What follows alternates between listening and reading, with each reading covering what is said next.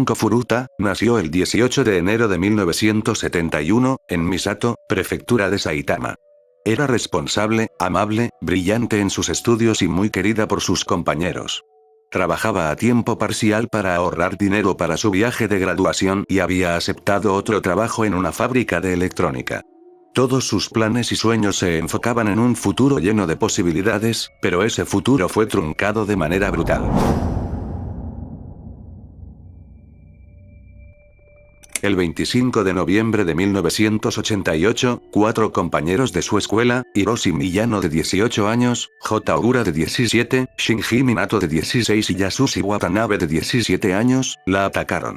Miyano, que se presentaba como protector, engañó a Junko llevándola a un almacén y luego a un hotel cercano, donde fue abusada por él y sus cómplices. Minato, Ogura y Watanabe participaron en estos abusos desde el inicio, y según los informes, Ogura sugirió mantenerla cautiva para que más hombres pudieran abusarla. La joven fue luego trasladada a la casa de Minato, propiedad de sus padres, que se convirtió en el centro de su tormento. Los secuestradores utilizaron amenazas constantes para asegurarse de que Junko no intentara escapar. Le dijeron que conocían a la Yakuza y que si hablaba, le quitarían la vida a su familia. Incluso la obligaron a llamar a sus padres para decirles que estaba bien y que se había escapado voluntariamente. La policía fue alertada por los padres, pero los secuestradores lograron manipular la situación para que Junko no fuera encontrada durante semanas. Durante 44 días, Junko fue sometida a torturas físicas y psicológicas extremas. Golpes diarios con palos, mancuernas y barras de hierro. Quemaduras con cigarrillos, mecheros y líquido inflamable. Le perforaron los senos con agujas de coser y le arrancaron un con alicates. Abusos constantes, a veces por varios hombres al mismo tiempo. Obligada a bailar, cantar y más frente a sus captores. Consumo forzado de su propia orina y de insectos. Castigos por intentar pedir ayuda, los captores la metían en congeladores o la sumergían en baldes de agua helada. Junko también perdió la capacidad de controlar la vejiga y los esfínteres debido al abuso, y esto provocaba que recibiera más palizas. Su cuerpo se deterioró hasta el punto de que sus captores perdieron interés en ella, y comenzaron a abusar de otras víctimas en la misma casa. El 4 de enero de 1989, después de un juego de mahjong, Miyano perdió el control y atacó brutalmente a Junko. Le pusieron velas sobre los párpados y las encendieron. La golpearon en los pies, estómago y cuerpo con palos, mancuerna y barras de hierro. Vertieron líquido inflamable sobre su cuerpo y lo encendieron. Junko sufrió durante horas hasta perder la vida por las heridas. Menos de un día después de su muerte, los secuestradores, temerosos de ser condenados por asesinato, envolvieron su cuerpo en mantas, lo colocaron en un bidón metálico de 208 litros, lo llenaron con cemento fresco y lo abandonaron en una zona de Tokio, donde solían desechar basura y electrodomésticos. Su rostro era irreconocible y su cuerpo irreparablemente dañado. La policía comenzó a conectar los crímenes cuando Miyano y Ogura fueron arrestados por el abuso de otra joven en diciembre de 1988. Durante los interrogatorios, Miyano creyó que la policía sabía sobre el asesinato de Junko y confesó la ubicación del cuerpo. La policía descubrió el bidón y confirmó la identidad de Junko mediante huellas dactilares. Posteriormente, fueron detenidos los 4 jóvenes y algunos cómplices adicionales involucrados en los abusos, incluyendo Tetsuo Nakamura y Koichi Yara. Los 4 jóvenes eran menores de edad y recibieron penas sorprendentemente leves. A Hiroshi Miyano le dieron 20 años de prisión, a Nobuharu Minato 5 años, a Yasushi Watanabe 5 años, y a J. Ogura 8 años en prisión juvenil. La sociedad japonesa quedó horrorizada por la gravedad de los crímenes y la aparente impunidad de los responsables.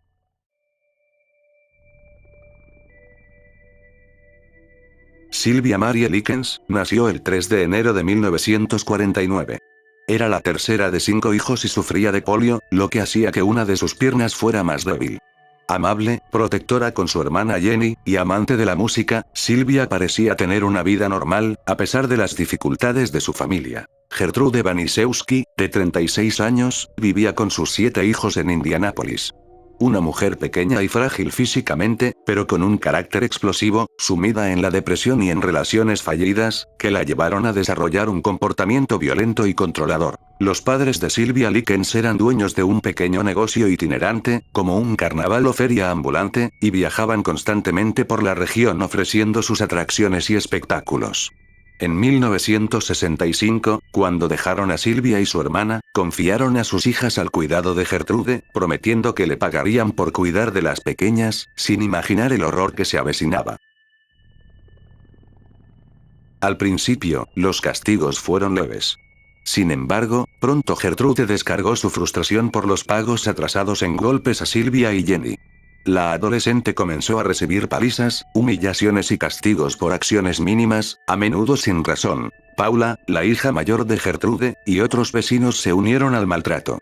Silvia era forzada a comer comida en mal estado, golpeada con objetos, y en repetidas ocasiones humillada verbalmente. Su hermana Jenny también fue coaccionada para participar en algunos abusos, bajo amenazas de sufrir lo mismo. A medida que las semanas pasaban, el abuso se intensificó. Silvia fue privada de alimentos y agua, encerrada en el sótano y obligada a realizar actos de humillación extrema, incluyendo pegarse sus partes con objetos como botella, delante de los niños del vecindario y los hijos de Gertrude. Gertrude talló palabras crueles en el abdomen de Silvia con una aguja al rojo vivo, mientras otros niños completaban la tortura.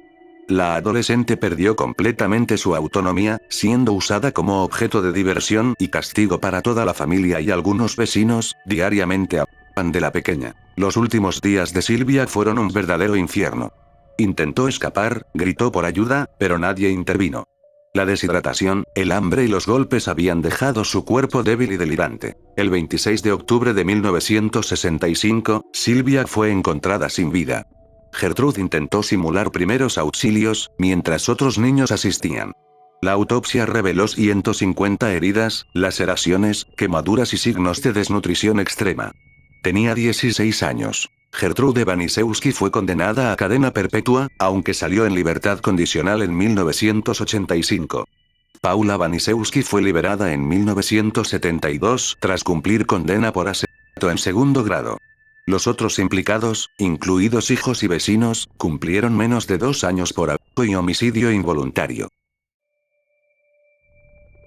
El 3 de enero de 2022, el número de emergencias 911 recibió una llamada desde una casa en Slaughter, Luisiana. Del otro lado de la línea, una mujer, Sheila Fletcher, de 66 años, decía con voz temblorosa que había encontrado a su hija sin vida en el sofá del salón. Cuando los paramédicos llegaron, jamás imaginaron lo que estaban a punto de ver. En el centro de aquella casa aparentemente limpia, se encontraba el cuerpo de Lacey Ellen Fletcher, de 36 años, totalmente fusionado con el sofá de cuero, cubierta de heces, orina y con insectos caminando sobre lo que quedaba de su piel. La escena era una pesadilla hecha realidad. Las investigaciones revelarían que Lacey había estado confinada allí durante al menos 12 años, mientras sus padres la dejaban morir lentamente, ignorando sus súplicas silenciosas. Lacey había nacido el 25 de noviembre de 1985. Era una niña tranquila, inteligente y muy reservada.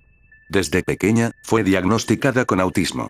En la escuela, sufrió acoso y burlas constantes. Sus padres, Sheila y Clyde Fletcher, decidieron sacarla del sistema escolar y educarla en casa.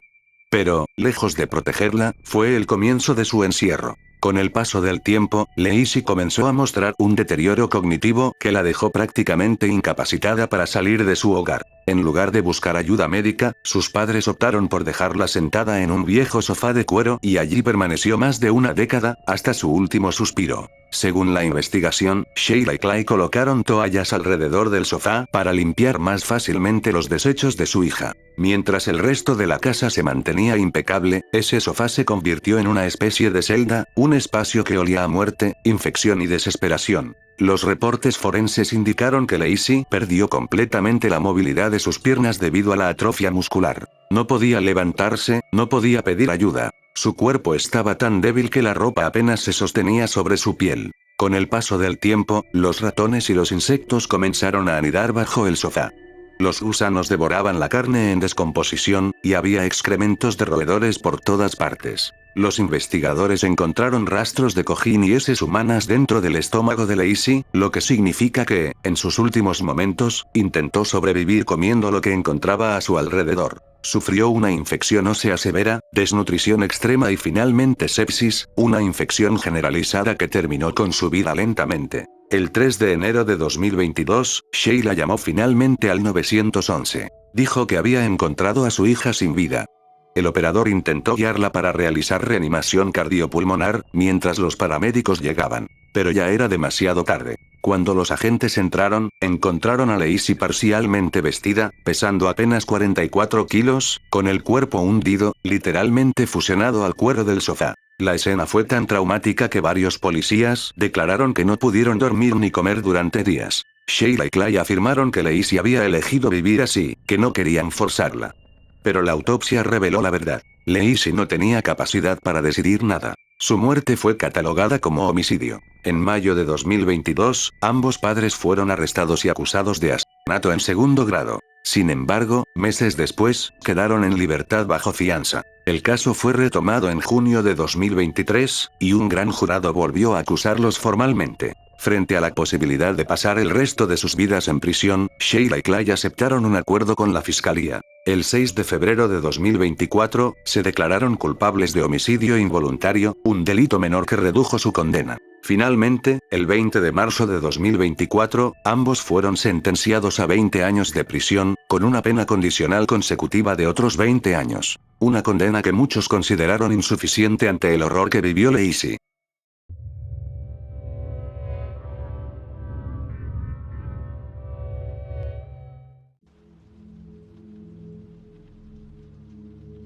En Los Ángeles, California, durante décadas, una niña vivió aislada del mundo, recluida en una habitación oscura, encadenada y maltratada por su propia familia.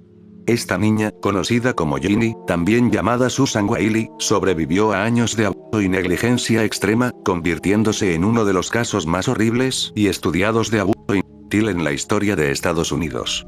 Su historia combina horror, resiliencia y controversia científica, y sigue generando debates sobre ética, psicología y derechos humanos. Ginny nació en 1957 en Los Ángeles, hija de Clark y Dorothy Wiley.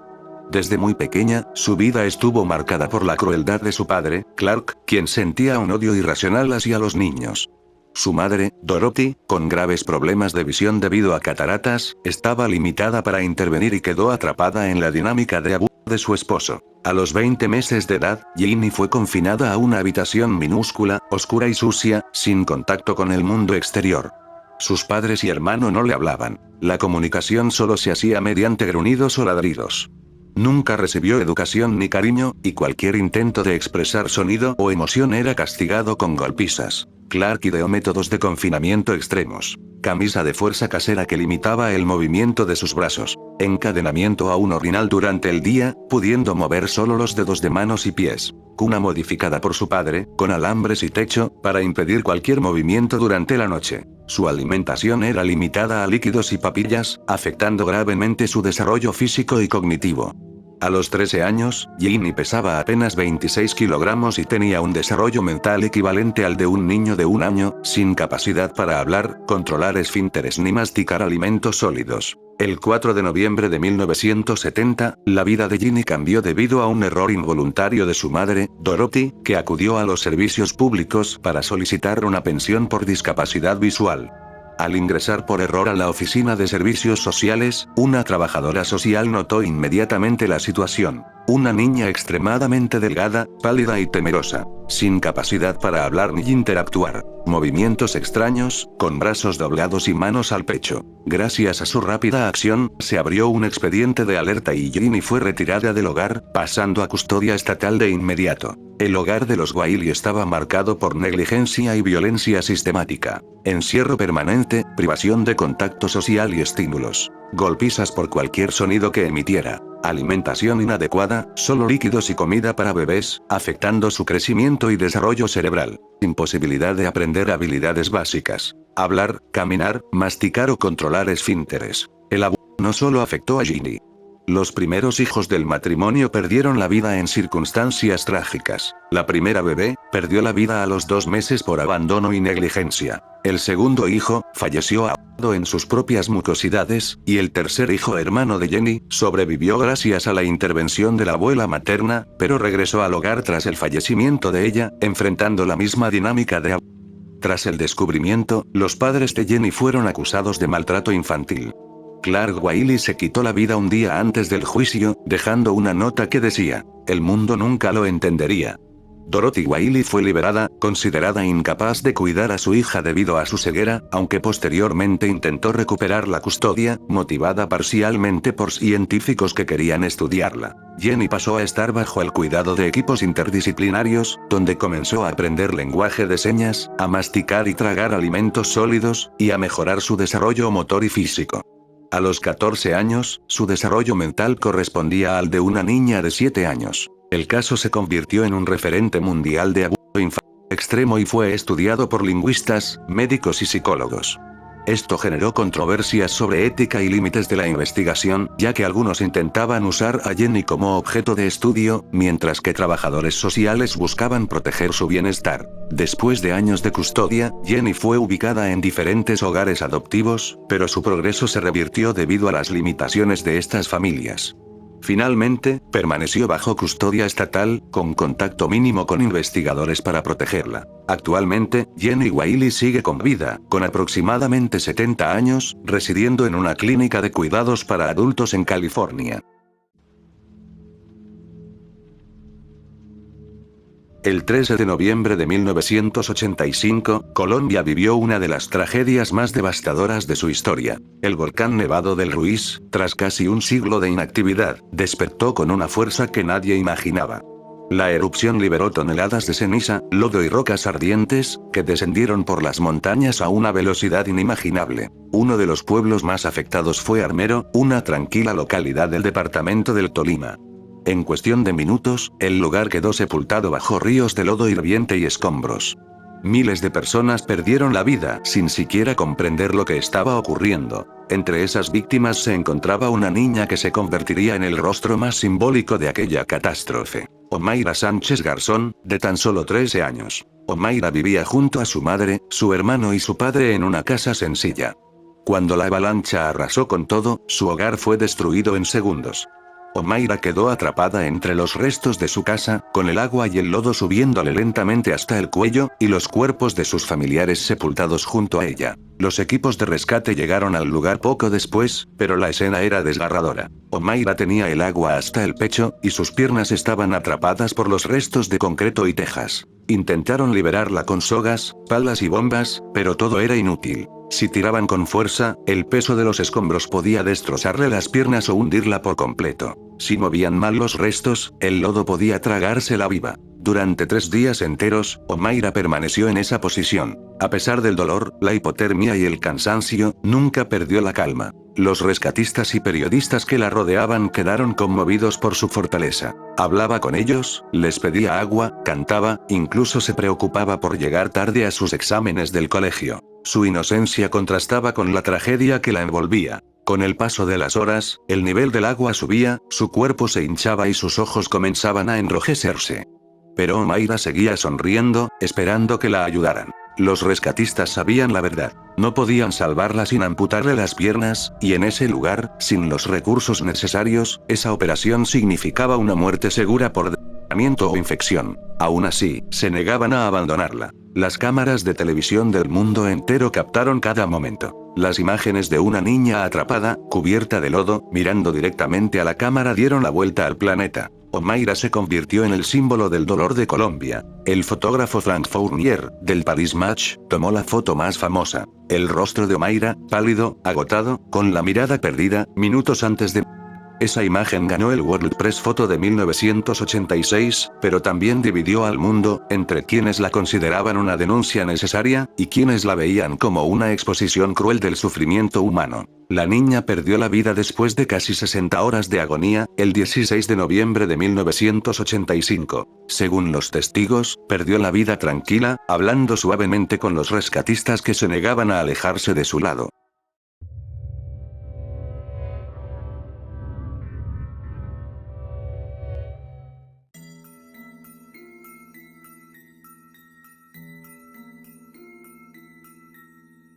David Allen Turpin, nació el 17 de octubre de 1961 en Virginia, y su esposa Louisa Anna Turpin, el 24 de mayo de 1968. Se casaron jóvenes, cuando él tenía 23 años y ella apenas 16.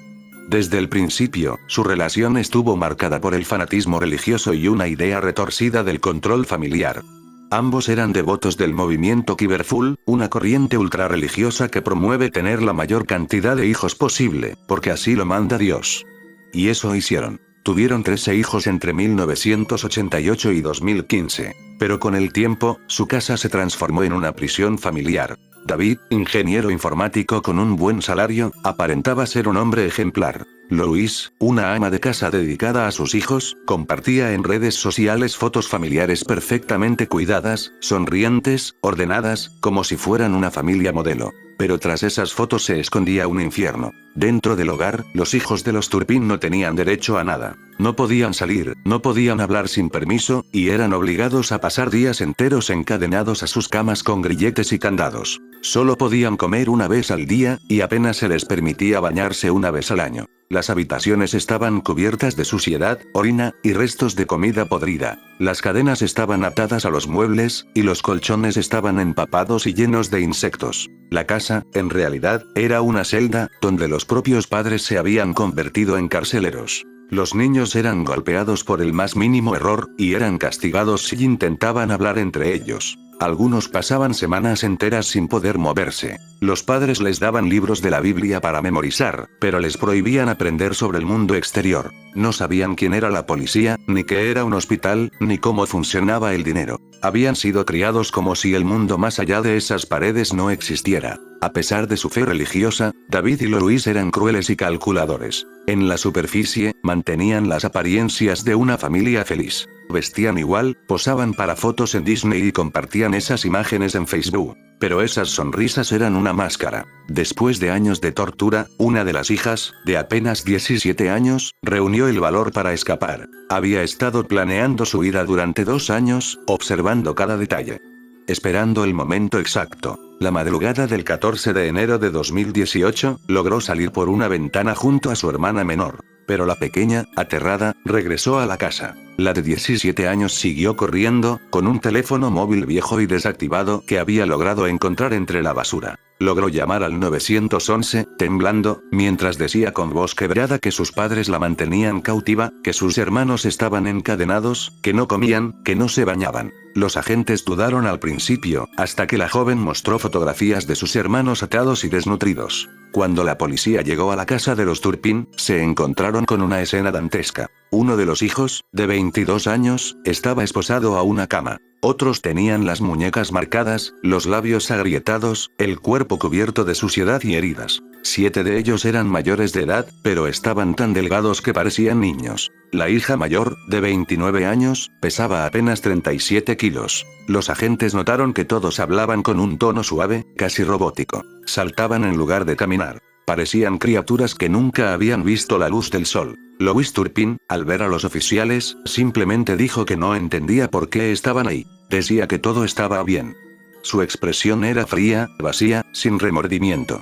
David y Louise fueron arrestados esa misma noche, acusados de tortura, secuestro, abuso infantil y negligencia grave. Los fiscales describieron el caso como uno de los más aterradores de abuso sistemático en la historia de California. En su declaración, el fiscal Mike Strin afirmó que los abusos se habían intensificado con los años, especialmente después de mudarse a Perris. Durante los registros, la policía encontró cientos de diarios escritos por los hijos, donde relataban sus castigos, su hambre y sus oraciones para ser liberados. La corte les negó el contacto con sus hijos y, finalmente, en junio de 2018, ambos fueron condenados a cadena perpetua con posibilidad de libertad condicional después de 25 años. En la sala, algunos de los hijos los perdonaron. Otros simplemente lloraban, incapaces de mirarlos. Con el tiempo, los hermanos Turpin fueron acogidos por diferentes familias. Sin embargo, varios reportajes revelaron que algunos de ellos volvieron a ser víctimas de negligencia institucional, al quedar bajo el cuidado de tutores abusivos. A pesar de todo, la joven que escapó se convirtió en símbolo de esperanza. Hoy lucha por reconstruir su vida, estudiar y contar su historia.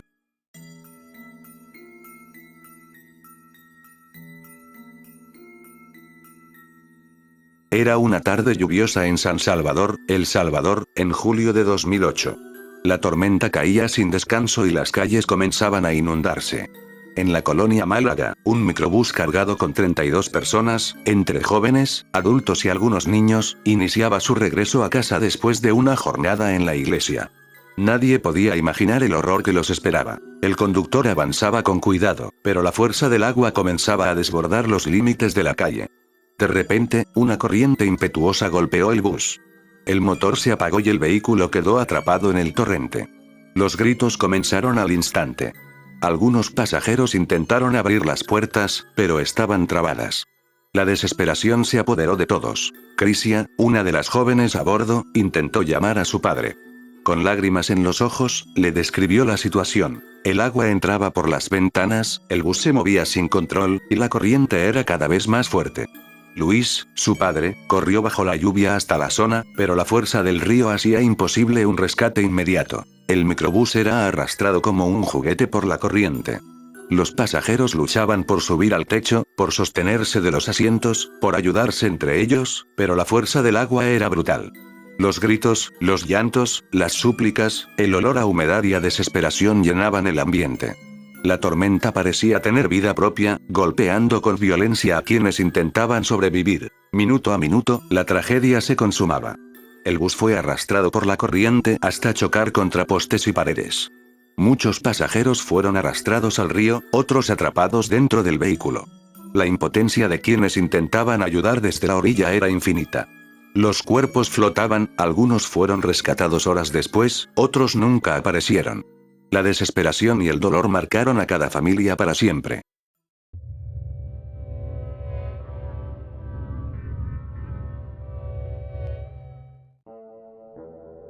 Mary Vincent era una adolescente común, curiosa y valiente, con sueños simples y un futuro prometedor.